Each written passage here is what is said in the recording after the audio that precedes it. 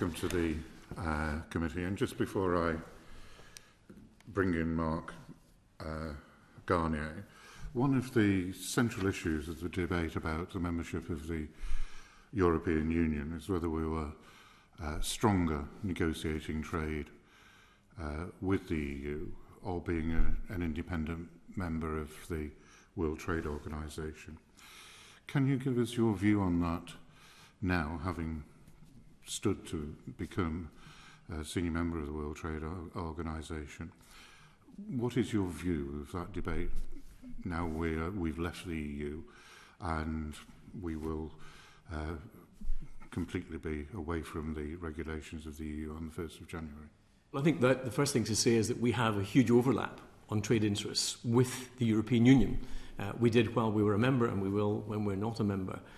Being outside, of course, gives us the opportunity to add our voice to the arguments where we have a commonality of view, but to act independently if we think that there is a case to do so. So I think that there is likely to be, and there was during that election for the Director General's post, a huge overlap in terms of where the EU thinks the priorities need to be in terms of global trade, and where we, the UK, think that that will be. When we were part of the UK, of course, the EU contributed to 30% of global trade. That's down to about 25% now.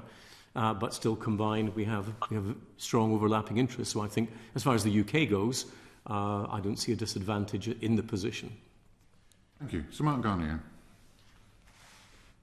Thank you, Chair. I wanted to carry on with some of these questions about the multilateral trade. But before I do, Dr. Fox, can I just quickly ask for your reaction on Professor Backus's comments that the WTO is currently in an existential crisis? Would you agree with that? Completely. And I think that the fact that they were unable to choose a single deputy DG to take the place of Roberto Azevedo when he stepped down early, the fact that we're now in a stalemate over who should the Director General actually be, gives you an indication of the endemic problems that the situation face. And Professor Backus was perhaps a little more charitable than I might be on the successes of the WTO in the past decade. In fact, the trade facilitation agreement's the only liberalising agreement that we've had of any note since 1995 on the big issues around agricultural distortive subsidies and on illegal fishing subsidies, and never mind some of those other issues that might fall into the plurilateral front on environmental goods, for example. The WTO is not making progress. I think the key question is not whether it's facing an existential crisis, but why. There are a number of issues, I think, behind that, which I think we could spend a lot of time exploring. One of them is that at a conceptual level, the term consensus, which most people, I think, would take to mean majority opinion, has come to mean unanimity.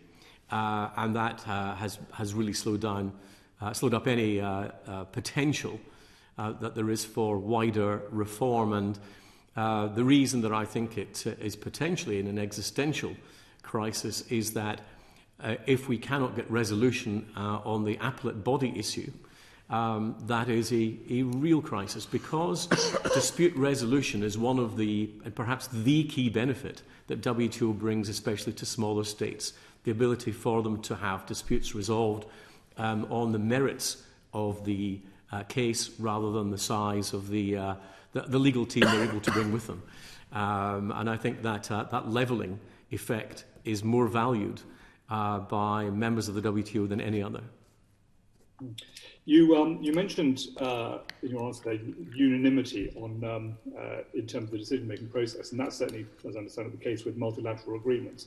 You can have one person who can veto a multilateral agreement.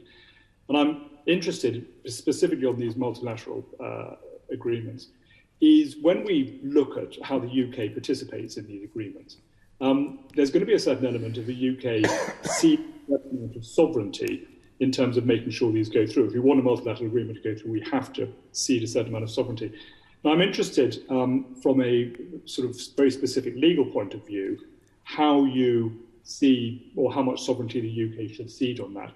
But I'm also very interested in your view on the politics of ceding sovereignty in terms of these things. obviously a few years ago we had a big argument about taking back control.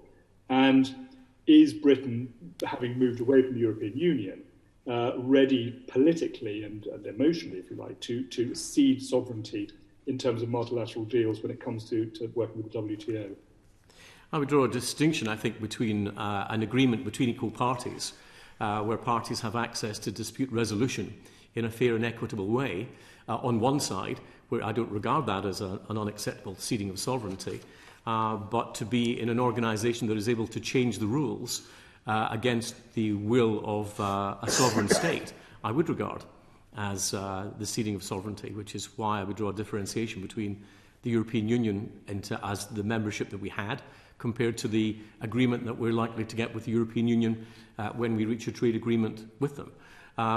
I think that I would echo the view of Professor Backus, though, that there is a hierarchy, in my view, to these agreements in terms of trade. I would agree with him to put multilateral at the top of that hierarchy. It is the gold standard of agreement. It multiplies the effect of trade liberalisation. Below that, I would put plurilateral agreements, which again, because they can have such a wide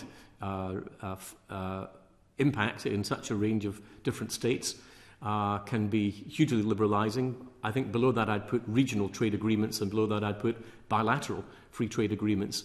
Each of them gets a different level of liberalisation. I would agree with Professor Backus that all of them are welcome because they create greater liberalisation, but they all get very different degrees, and some can have massively divergent degrees of liberalisation, which is why we do need to find ways to make the WTO work better, because even those agreements that we have managed, the Trade Facilitation Agreement, is of far greater benefit than anything that could be done, for example, inside a regional trading bloc. And Professor Backus, in response to Royston Smith's question, what are the challenges and opportunities for the UK presented by issue-based plurilateral agreements and regional trade agreements? Seems to suggest that there were lots and lots of opportunities and very few risks. Would you agree with that analysis? Well, the risks are largely political, I think. There was quite a row, if you remember, at the 11th Ministerial Conference in Buenos Aires, which I attended on behalf of the UK. It was the point where Robert Lighthizer, the American trade rep, said to a number of countries over e-commerce, there's no point in taking hostages when no one's willing to pay the ransom. In other words, we're not going down the multilateral route that can be vetoed by a very small number of countries when it's clearly to the benefit of a large number. And that's where I think that a lot of the impetus for the plurilateral approach would come. On e-commerce, on seeing e-commerce as a hugely liberalising and liberating and empowering tool for developing countries, and particularly, I would say, from the evidence from the ITC for women in a lot of these countries. So there are benefits there, but on other things like an environmental goods agreement, and here we are facing a global climate crisis, but we can't even agree to make the parts for wind-generated energy or solar panels free of tariffs. If we can't agree on things like that, then how can we agree on some of the much more complex issues facing us? And I think this is a question of the WTO's relevance. How can it show that it is relevant in wider issues on the fishing dispute? If you can't, for the sake of sustainability of fishing stocks, agree to phase out illegal fishing subsidies, if you can't on climate change move to an environmental goods agreement, where is the wider relevance of the organisation? It is part, to answer your first question, of its existential crisis. It's as much a crisis of relevance and self-confidence as it is of mechanics. That's fascinating. Thank you very much indeed. Chairman, I'll hand back to you. Right. Henry Smith.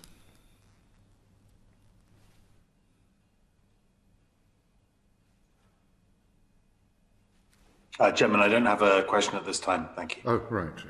In that case, is Neil Coyle still with us? No, he was struggling with his technology, I know.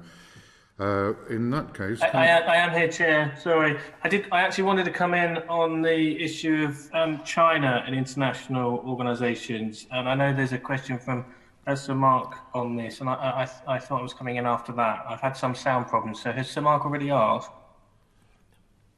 Yes. Apologies, I missed that entirely. So, with respect, Dr. Fox, and thank you for being with us, and apologies that you can't see me, which is probably to your benefit, but apologies for missing what's already been said. But China, China's also used its economic growth and strength to exert influence and even control over some multinational organisations. What threats do you see to the UK and Western liberal democracy from that, and to the efficacy of those organisations? Well, that was congratulations on getting about 10 questions into one sentence. That is always a great skill. So I think that there are those who believe that, particularly some elements in the United States, that believe that China's entry into the WTO has been a large contributing factor to the difficulties that it faces today. I think that there are huge differences between where China was when it acceded to the WTO and where it is today. The fact that it is still technically defined as a developing country, I think a lot of people will find difficult to swallow as the second largest economy in the world at the present time. And I think what people would find even more strange is the fact that countries self-define as to whether they are developed or developing. And clearly that is one of the issues where I think that there does need to be a sorting out. I think that the WTO is not a place that is able to absorb easily a country that is clearly the second biggest economy in the world, but does have some elements of development within it. Professor Backus referred to China as being quite good at obeying the rules of the WTO. The problem being not the rules that we have, but the rules that we don't have, and how we can constrain some of those issues where we find China to be a problem rather than a help and an adjunct to the global trading system. And I think that China's willingness on things like fisheries to declare that it is not a developing country for the purpose of that is a move forward, but it's not big enough in terms of a move forward. And I think that we need to find a new point of balance for China in its relationship with the WTO. Then I think that there are issues, as the professor said, where the rules are not yet developed. We have a gap in our ability to deal with the issue of transparency when it comes to China, what are state and what are not state-owned enterprises, and therefore how are subsidies being used in a potentially anti-market mechanism. Then we've got issues around IP and other technical issues around that. I would refer the committee, if I may, Chairman, to a paper that members might want to read, produced by the OECD, which I will give, which deals with, it was a committee of the OECD that looked at measuring distortion in international markets, and particularly Chinese production of aluminium. And as President Reagan would have said, in any relationship you have to trust but verify. And what the OECD set out to do in this study was to be able to verify by objective means that China was overproducing aluminium and impacting the global competitiveness of that sector accordingly. I think this is one of the areas we will need to look at, because being able to provide independent verification of market distortions is key to being able to maintain confidence. The Indians also had an interesting idea on subsidy disagreements, and they said you have to reverse the burden of proof. At the moment, the complainant has to prove that a particular country has been distorting competition via subsidy.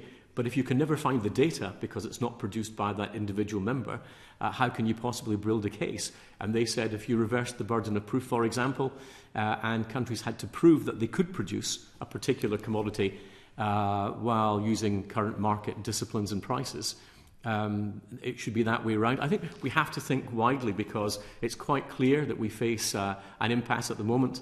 And when people talk about a new American administration, I would simply say that Congress has a lot of representatives in both the House and the Senate who take Chinese market distortions and the potential impact on their constituents very seriously. So I don't think that there is going to be necessarily a huge sea change in the attitude towards China although we might see different instruments being deployed to deal with the issue. Neil Coyle and then Henry Smith. Thanks, Chair, and thank you for that answer.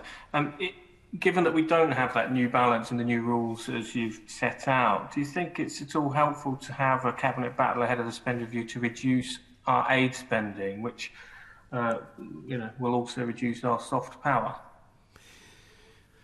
Well, I think you need to look at the arguments for and against that. I think that in the global response to pandemic, a lot of countries will be quite adversely impacted in terms of trade.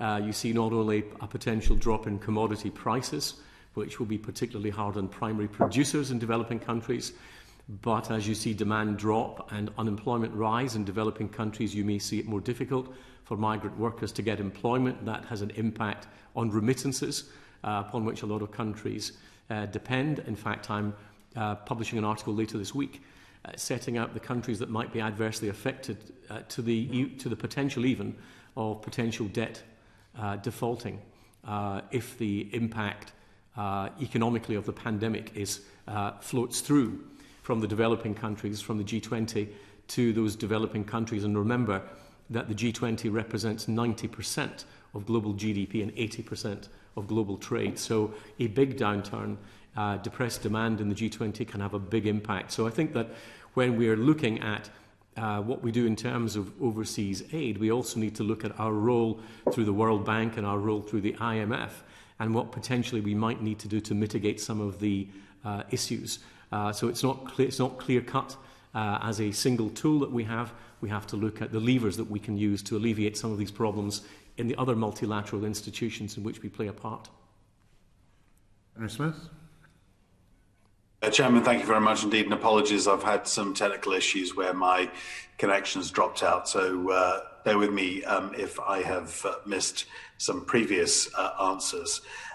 In Professor Bakas's evidence, which was fascinating, he suggested to the question that country is self-certifying, as it were, as being developing rather than developed, was actually to their disadvantage. I'd be grateful, Dr. Fox, for your thoughts on that. Well, when countries acceded to the WTO and they were given special and differential treatment, I think that there were both rights and obligations. Clearly, if they acceded on that basis, that they have a right to expect the contract, if you like, to be honoured. But I think that the countries that gave that special and differential treatment to those accession countries also have an expectation that these countries themselves are obliged to make the market changes and the economic changes to enable them to phase out that special and differential treatment as soon as possible. In other words, that everyone is tending towards exactly the same rules over time, but that we accept that some need more time to make those changes. And I think that what the professor was alluding to was the fact that some countries seem to have been willing to accept the special and differential treatment without having to make some of those economic reforms. Many of them have, and some of them have been quite painful, which is all the more reason, I think, to expect all countries to do so. I think it's reasonable for us, and I would certainly agree with the premise that countries that came from a stage of economic development a long way behind the others, need to be given time to make those changes. But what I think is unacceptable is the concept that this should be a perpetual state of affairs where there should be permanent exemption. Members who joined the WTO, I think, have to accept that sooner or later they will have to fulfill all the expectations if they want to get all the benefits of membership. During the DG selection process, this was one of the key issues that was being discussed, and I took the view very clearly that permanent exemption is not compatible with the WTO as we know it today. We need all members to be having a clear destination in full participation of the rules. That means that special and differential treatment has its benefits, but it also has its obligations, and that must work in both directions equally. Does the self-definition of developing status in the World Trade Organization, does that automatically carry over into other multilateral organizations, or do they each make their own their own definition? This is a WTO Yes. Exercise, and some people have tried to bring in the concept of an objective measurements of what would mean you would qualify as a developed country, a developing country, a least developed country. There has been, when I say there's so far been no agreement, that's probably the understatement of the day so far, in being able to take such concepts forward. And some of the ideas put forward by the United States were met with a pretty aggressive response from some others. And yet there is a widespread understanding that countries cannot indefinitely declare themselves to be developing countries when clearly they have reached already a stage of material and economic development, which for most rational people would suggest they are developed countries in the way that we would understand it. Thank you. Claudia Ware? Thank you, Mr. Chairman, and thank you, Dr. Fox, for being here with us to answer questions. I wonder if you could describe and evaluate the work of the FCO, now FCDO, in supporting your candidature. Yes, well, this was a candidature where the DIT actually took the lead, and the accounting officer was DIT, and so there was quite a joint effort, including our trade commissioners globally. I think that some of the materials they produced, some of our campaign materials, which I have here, which I'm very happy to send to any members of the committee, I think they were probably the best of the materials that we saw circulated during the contest, and I think dealt with far more of the key issues. So I think that they did an extremely good job. I think the team in London, headed by Martin Kent, did a tremendous job. I think our combined team in Geneva did a tremendous job acting as the conduit between what was happening at the WTO and what was happening back in London. I think in terms of posts around the world, I would say, and it's let me make this it's a very rough rule of thumb, I would have said about a third did way more than they needed to do in terms of pushing our candidacy. I think about a third did what we would have expected for them, and another group were maybe not as enthused by the contest than they might have been, and that's something that I believe will be subject to a joint DIT FCDO post-mortem. In fact, I got a letter from the Prime Minister to that effect, confirming that this morning. If I had a criticism from our own approach, I think we entered the contest too late. We were very late deciding to join.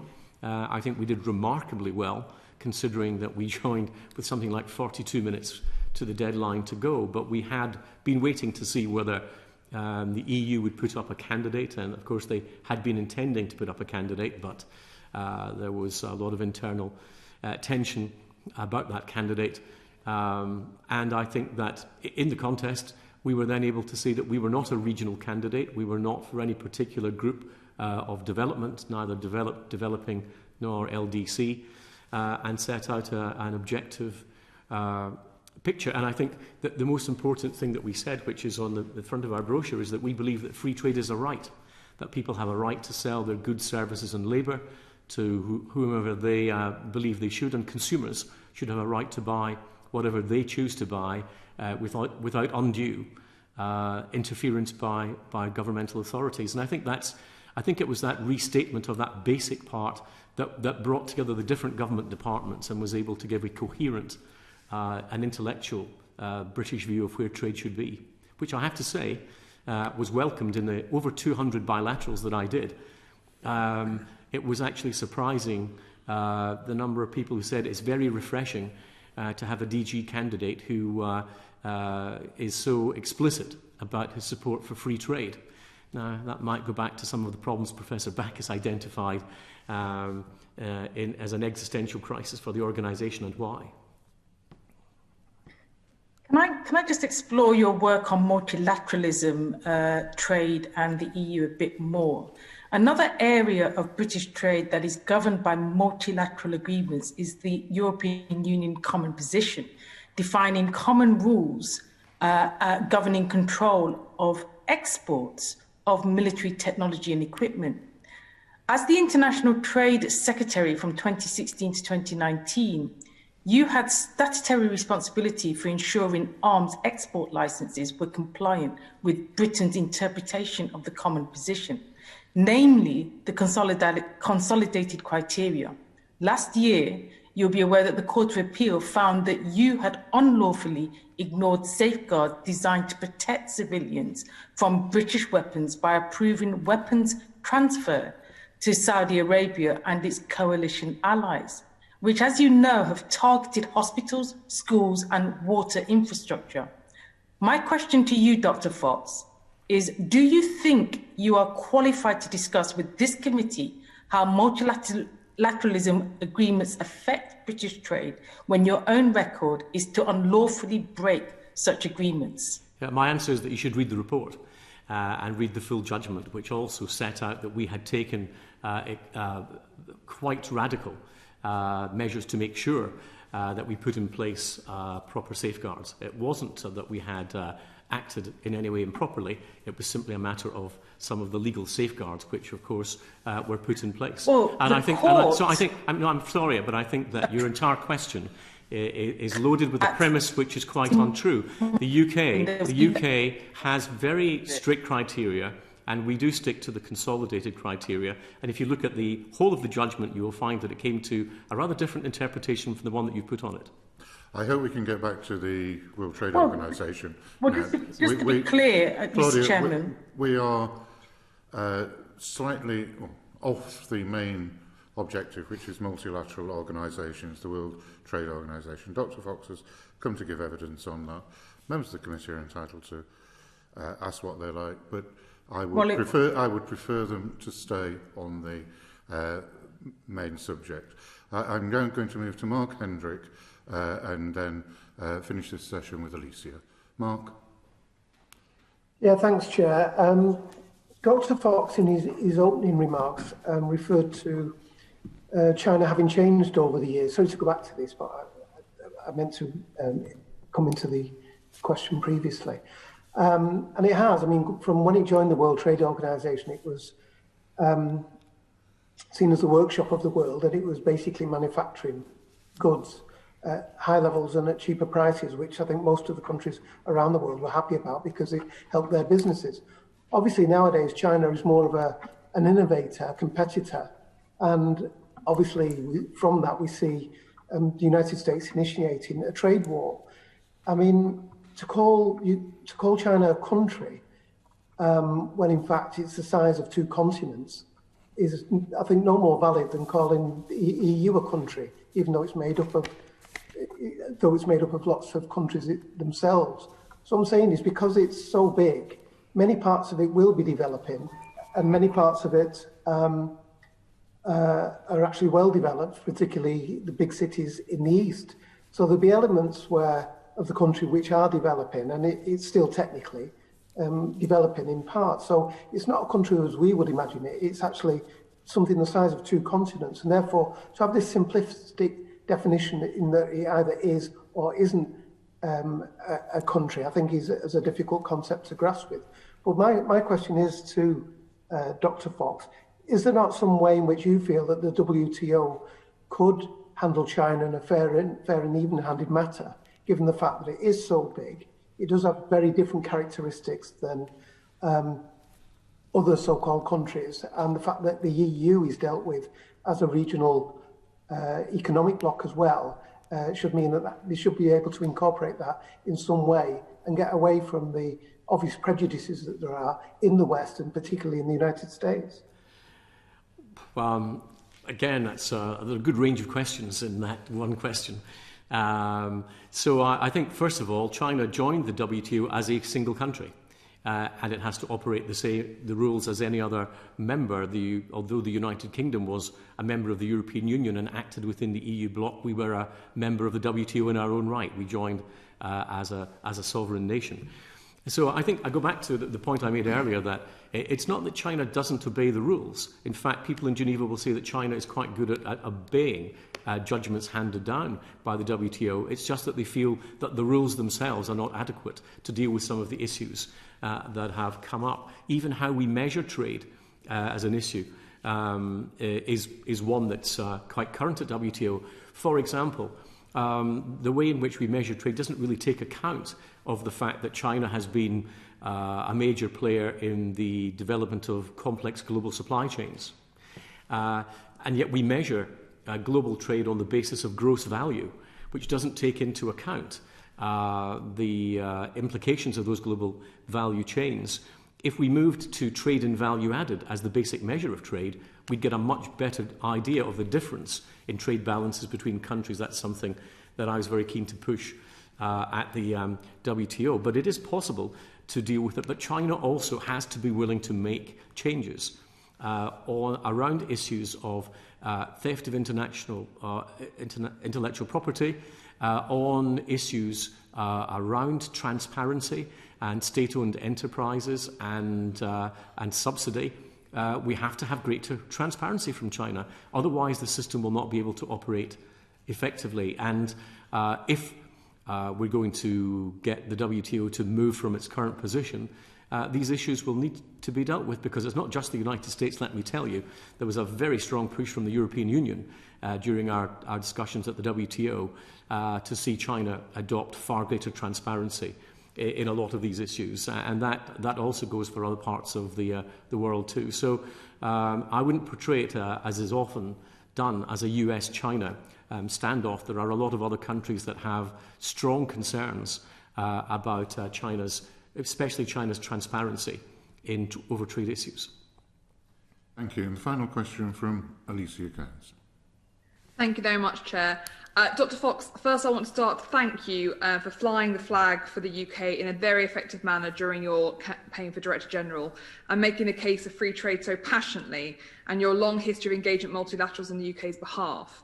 Given that extensive experience and history, this inquiry is about the resilience of multilaterals like the WTO to hostile attack from nation states, both members and outside of the organisation. What have you seen in terms of attempts to undermine the World Trade Organization, and which nation states are most hostile to our goals at the World Trade Organization? I don't think there is an innate hostility from anyone to the WTO. What there is a frustration that it is not able to deal with its problems more effectively. As I said at the beginning, here's an organisation that's doubled in membership since it was created on the 1st of January 1995. Now with 164 members, but yet has been unable to produce a single liberalising text, an agreement other than the trade facilitation agreement.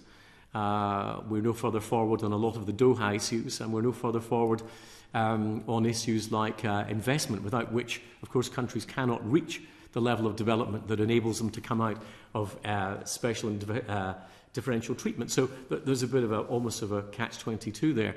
I think there are different levels of frustration. I think the way that will be will play out is that you will see more plurilateral negotiations being taken forward. I think that the GPA, Government Procurement Agreement, may well be seen, as I think Professor Backus also intimated, as a model that countries might want to follow. In other words, coalitions of the willing, who are willing to see liberalisation because they believe those members will actually be able to carry it out in a clear and verifiable way. I think that's where we're going to go. I think the inevitable fallout from Buenos Aires and MC11 was that that's the route we're going to take. And I think that you may see an acceleration of that. I think the new American administration is going to be more instinctively aligned to the concept of multilateral organizations, but I think very quickly the same frustrations will become apparent about what the practical difficulties are, and it's dealing with those practical issues rather than the conceptual ones, which I think is where the work needs to get done. And I think that in the near future, I think we'll be looking at plurilaterals on e-commerce, plurilaterals on environmental goods, We might get the multilateral over the line on fisheries disputes and fisheries subsidies. And then I think that you are looking at new issues along carbon border tax and other ways to deal with some of the disparities in the global economy. It may be taking the place, before the committee goes much further, on from rather tariffs being used as a primary instrument in global trade. I think some of these others may take their place, and it will bring with them new opportunities but also new challenges. Thank you. And just to end on a positive, in terms of the World Trade Organization moving forward as we come out of COVID, what investment do you think we can see? What would be your vision for what the World Trade Organization could do on a multilateral front? This was a question that came up a great deal during the discussions in Geneva. And it was very apparent that the very same proposal, investment facilitation, is seen as two very different things depending on your perspective. A lot of the least developed countries in the world were afraid that this meant new rules being handed down on high, particularly from the G7, as to how they could carry out investment policy. I took a very different view. My view was that investment facilitation should be about the sharing of best practice. The UK, which is the world's third top destination for foreign direct investment, has done a great deal of work around why the UK is so attractive to foreign direct investors. We could share that work with a lot of developing countries on issues around rule of law, around regulation, on taxation, access to higher education, access to tech, access to IP protection, all of the issues that we know matter. And of course, unless we can actually get these countries to be more attractive to foreign direct investment, they will not be able to develop the economic capacity to be able to move out of that special and differential treatment, which is what we all want to see. I think the UK has a unique role to play in this because we have great expertise and great objective data to support it. And I think that as we move out of COVID, and we will need to give support through, as I mentioned earlier, other multilateral institutions such as the World Bank and the IMF, one of the things we could do to push things forward is to help take that investment facilitation agreement into a place which is much more consensual, I think, than some people seem to believe at the moment, although I believe that perception is itself flawed. So I think that there is a great opportunity for us to actually practice multilateralism, free trade, all the things that we believe in by leading by example. Thank you. Thank you, Chair. Thank you, Dr. Fox, for spending the time with us this afternoon and sharing your experience both as a previous Trade Secretary and as a candidate for the DG of the World Trade Organization.